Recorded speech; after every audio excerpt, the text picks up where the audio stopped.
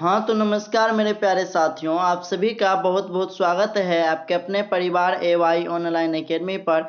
आज के इस वीडियो में हम बिहार बोर्ड क्लास 10th के इकोनॉमिक्स के चैप्टर 4, 5, 6 और 7 यानी इन चारों चैप्टर के जो है सभी वीवीआई ऑब्जेक्टिव क्वेश्चन को करेंगे, जो आपके एग्जाम 2025 के लिए जो है वो काफ़ी महत्वपूर्ण होगा। और इनसे पहले वाले वीडियो आपने अगर नहीं देखा है, जिनमें कि मैंने चैप्टर 1, 2 और 3 के सभी वीवीआई ऑब्जेक्टिव क्वेश्चन को किया है, तो उनका लिंक जो है मैं डिस्क्रिप्शन में दे दूंगा, आप लोग जो है वहां से देख सकते हैं। तो चलिए बिना देरी के जो है वीडियो को स्टार्ट करते हैं। तो आपका ये चौथा चैप्टर है हमारी वित्तीय संस्थाएं। तो इसका पहला प्रश्न है कि भारत के केंद्रीय बैंक कौन है? तो रिजर्व बैंक ऑफ इंडिया है। ऑप्शन ए जो है इसका सही उत्तर हो जाएगा। इसके बाद आपका अगला प्रश्न है 2 नंबर का कि राज्य में कार्यरत केंद्रीय सहकारी बैंक की संख्या कितनी है? तो 25 है। ऑप्शन डी जो है इसका सही उत्तर हो जाएगा। इसके बाद आपका अगला प्रश्न है 3 नंबर का कि भारत की वित्तीय राजधानी किस शहर को कहा जाता है? तो मुंबई को कहा जाता है। ऑप्शन ए जो है इसका सही उत्तर हो जाएगा। इसके बाद आपका अगला प्रश्न है कि दीर्घकालीन ऋण प्रदान करने वाली संस्था कौन सी है? तो भूमि विकास बैंक है। ऑप्शन बी जो है इसका सही उत्तर हो जाएगा।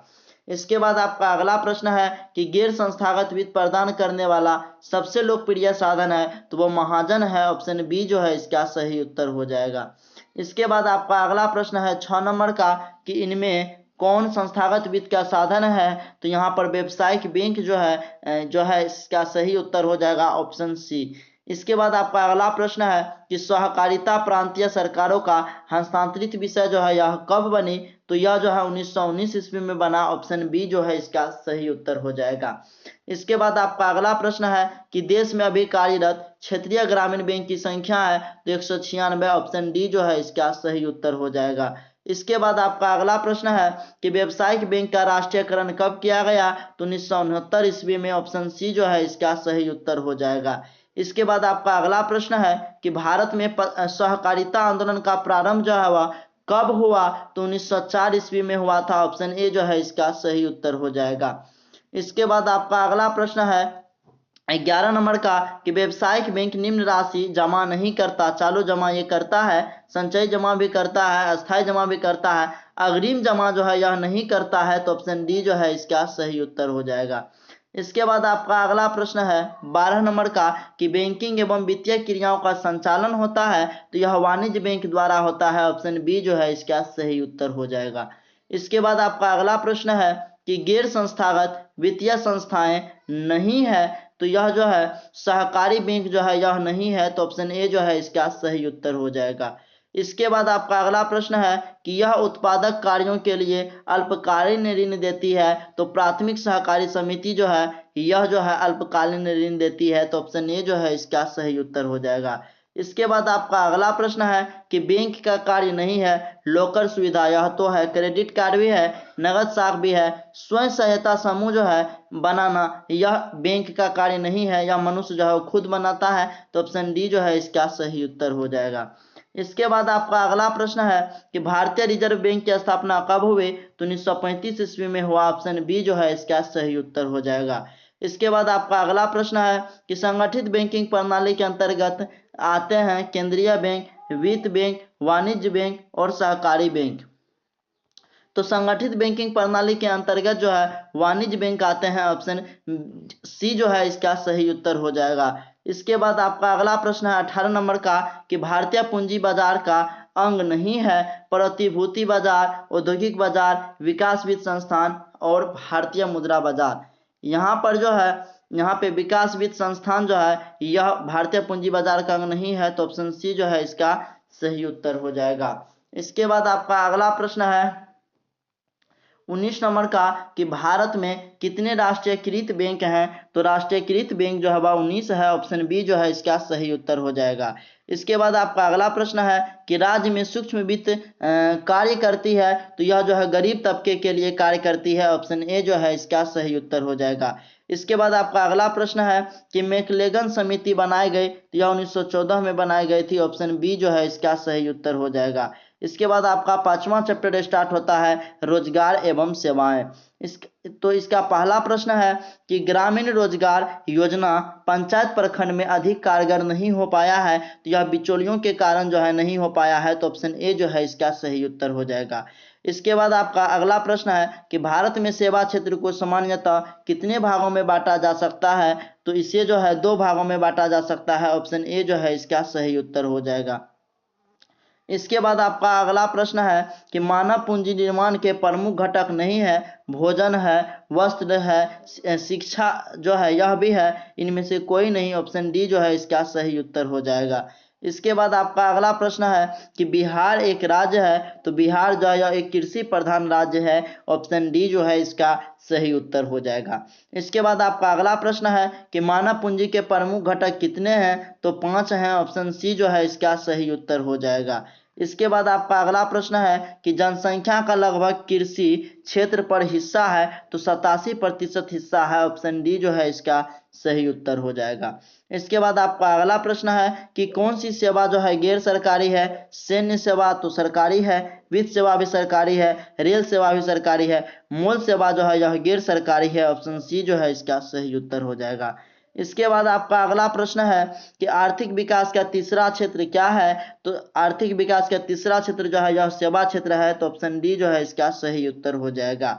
इसके बाद आपका अगला प्रश्न है कि ऊर्जा के मुख्य स्रोत क्या हैं, कोयला है, पेट्रोलियम है, विद्युत है, तो इनमें से सभी, ऑप्शन डी जो है इसका सही उत्तर हो जाएगा। इसके बाद आपका अगला प्रश्न है कि आर्थिक विकास का दूसरा क्षेत्र है, तो उद्योग क्षेत्र जो है यह आर्थिक विकास का दूसरा क्षेत्र है, ऑप्शन बी जो है इसका सही उत्तर हो जाएगा। इसके बाद आपका अगला प्रश्न है कि कौन सी सेवा सरकारी है, तो यहाँ पे शिक्षा सेवा, यह बैंकिंग सेवा, यातायात सेवा और स्वास्थ्य सेवा। यहाँ पे पूछ रहा है कौन सेवा जो है वह सरकारी है, तो यहाँ पर जो है बैंकिंग सेवा जो है यह सरकारी है, ऑप्शन बी जो है इसका सही उत्तर हो जाएगा। इसके बाद आपका अगला प्रश्न है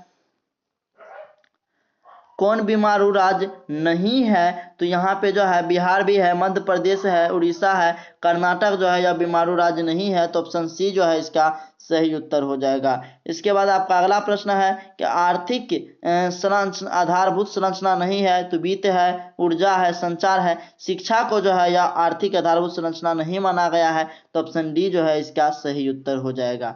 इसके बाद आपका अगला प्रश्न है 14 नंबर का कि किस क्षेत्र को द्वितीय क्षेत्र कहा जाता है, तो उद्योग क्षेत्र को कहा जाता है, ऑप्शन सी जो है इसका सही उत्तर हो जाएगा। इसके बाद आपका छठा चैप्टर है वैश्वीकरण, और इसका पहला प्रश्न है कि वैश्वीकरण के मुख्य अंग कितने हैं, तो वैश्वीकरण के मुख्य अंग जो होते हैं 5 होते हैं, ऑप्शन डी जो है इसका सही उत्तर हो जाएगा। और इसके बाद आपका अगला प्रश्न है कि दूरसंचार सुविधा जो है वह नहीं है, तो यहाँ पे जो है टेलीफोन यहाँ है, मोबाइल फोन है, फैक्स है, या दूर संचार सुविधा संवाद नहीं है, क्योंकि हम बगल में बैठ के भी बात कर सकते हैं। इसके बाद आपका अगला प्रश्न है कि पार्ले समूह के थम्स अप ब्रांड को किस बहुराष्ट्रीय कंपनी ने खरीद लिया था, तो कोका कोला ने खरीद लिया था, ऑप्शन ए जो है इसका सही उत्तर हो जाएगा। इसके बाद आपका अगला प्रश्न है 4 नंबर का कि नई आर्थिक नीति में किसे सम्मिलित किया गया, उदारीकरण, निजीकरण, वैश्वीकरण, उपयुक्त सभी को शामिल किया गया, ऑप्शन डी जो है इसका सही उत्तर हो जाएगा। इसके बाद आपका अगला प्रश्न है कि अंतर्राष्ट्रीय व्यापार संबंधी नियमों को निर्धारित करने वाली संस्था कौन सी है, तो विश्व बैंक, IMF, UNO, यहाँ पर जो है निर्धारण करने वाली संस्था कौन है, तो यहाँ पे इनमें से कोई नहीं होगा, ऑप्शन डी जो है इसका सही उत्तर हो जाएगा। इसके बाद आपका अगला प्रश्न है कि ग्राहक देखभाल सेवा के लिए प्रयोग किया जाता है, तो बाजार किया जाता है, उत्पाद किया जाता है, या कॉल सेंटर, या इनमें से कोई नहीं, तो इसका सही उत्तर जो है वो आपका कॉल सेंटर हो जाएगा, ऑप्शन सी जो है इसका सही उत्तर हो जाएगा। इसके बाद आपका अगला प्रश्न है 4 नंबर का कि नई आर्थिक नीति में किसे सम्मिलित किया गया, उदारीकरण, निजीकरण, वैश्वीकरण और उपयुक्त सभी, तो इसका सही उत्तर जो है वो आपको ऑप्शन डी हो जाएगा, उपयुक्त सभी। सॉरी, यहाँ पर जो है यह प्रश्न दोबारा से आ गया है। इसके बाद आपका अगला प्रश्न है 7 नंबर का कि पूरे विश्व में आर्थिक वर्चस्व बना हुआ है, तो अमेरिका का बना हुआ है, ऑप्शन बी जो है इसका सही उत्तर हो जाएगा। इसके बाद आपका अगला प्रश्न है कि व्यापार अवरोधक का उपयोग किया जाता है, तो विकास के लिए किया जाता है, ऑप्शन ए जो है इसका सही उत्तर हो जाएगा। इसके बाद आपका अगला प्रश्न है कि उदारीकरण का तात्पर्य है तो अर्थव्यवस्था की मुक्ति, ऑप्शन बी जो है इसका सही उत्तर हो जाएगा। इसके बाद आपका अगला प्रश्न है इनमें से कौन बहुराष्ट्रीय कंपनी नहीं है? Ford Motors, Samsung, Coca Cola, ये सभी तो बहुराष्ट्रीय कंपनी है। पार्ले जो है यह बहुराष्ट्रीय कंपनी नहीं है, तो ऑप्शन सी जो है इसका सही उत्तर हो जाएगा। इसके बाद आपका अगला प्रश्न है कि जनसंख्या के वितरण के आधार पर वंचित परिवार की प्रतिशतता है कितनी? तो 51.03%, ऑप्शन ए जो है इसका सही उत्तर हो जाएगा। इसके बाद आपका अगला प्रश्न है 12 नंबर का कि वैश्वीकरण का अर्थ क्या है?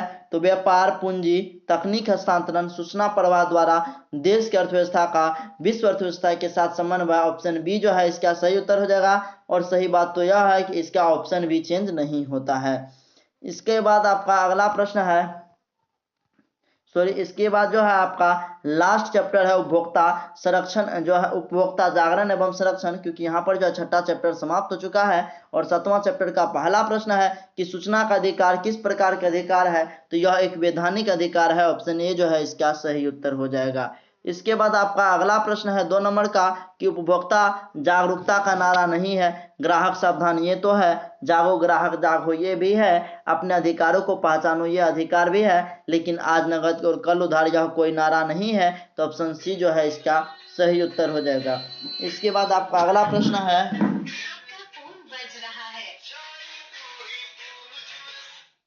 इसके बाद आपका अगला प्रश्न है 3 नंबर का कि भारतीय उपभोक्ता संरक्षण अधिनियम की घोषणा कब हुई? 1986 ईस्वी में, ऑप्शन ए जो है इसका सही उत्तर हो जाएगा।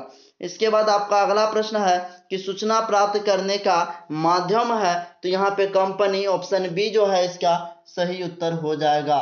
इसके बाद आपका अगला प्रश्न है 5 नंबर का कि गुणवत्ता का निदान नहीं है, तो यहाँ पे जो है मोल मार्क जो है यह नहीं है, तो ऑप्शन डी जो है इसका सही उत्तर हो जाएगा। इसके बाद आपका अगला प्रश्न है कि राष्ट्रीय है ना उपभोक्ता हेल्पलाइन नंबर क्या है? तो 1811 4000, ऑप्शन सी जो है इसका सही उत्तर हो जाएगा।